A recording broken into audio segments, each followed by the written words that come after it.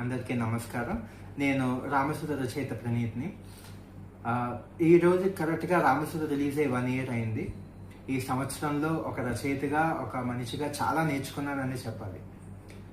మొదటగా రాముడు అయోధ్యను వదిలి సరయూ నది వైపు వెళ్తుండగా రామాయణంలో జరిగిన కొన్ని సందర్భాలని తనే అనలైజ్ చేస్తే ఎలా ఉంటుంది అన్న కథాంశంతో మొదలైంది రామసుధ. తర్వాత లవకుశులు, శత్రుఘ్నుడు, మధురాసురుడు, ఇలా చాలా అంశాలు యాడ్ అయ్యి రామసుధకి ఒక సంపూర్ణతని ఇచ్చాయని చెప్పుకోవాలి. రామసుధ మాన్యుస్క్రిప్ట్ అంతా కంప్లీట్ చేసుకున్నాక అసలు ఇలాంటి కథలు ఎవరైనా చదువుతారా, అసలు పబ్లిష్ చేయాలా వద్దా అన్నాలో నేను భయపడిపోతున్నప్పుడు మా నాన్నగారు నా మాన్యుస్క్రిప్ట్ని ప్రముఖ రచయిత్రి సృజనాదేవి గారికి ఇవ్వడం జరిగింది. ఆవిడ చదివి నా నవలకి ముందు మాట రాసి, ఆ ముందు మాట నేను చదివాక నాలో లేని ఒక కాన్ఫిడెన్స్ పుట్టిందని చెప్పాలి. ఆ కాన్ఫిడెన్స్లోనే ఈ బుక్ని ప్రచురించాను. పబ్లిష్ చేస్తున్నప్పుడు మంచి పబ్లిషర్ని ఎంచుకోలేకపోయాను.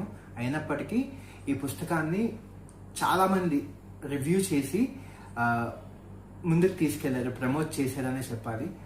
ముందుగా ప్రముఖ రచయిత శీర్ష గారు కానివ్వండి, పుస్తకాన్వేష్ గారు, ఆరుద్ర ఈశ్వర్ గారు, సౌమ్య గారు, పుస్తకవల్ల గారు, ఇలా చాలామంది రామసుధని చదివి చాలా మంచి సమీక్షలు ఇచ్చి రామసుధని ముందుకు తీసుకెళ్ళారు ఈ సంవత్సర కాలం పాటు.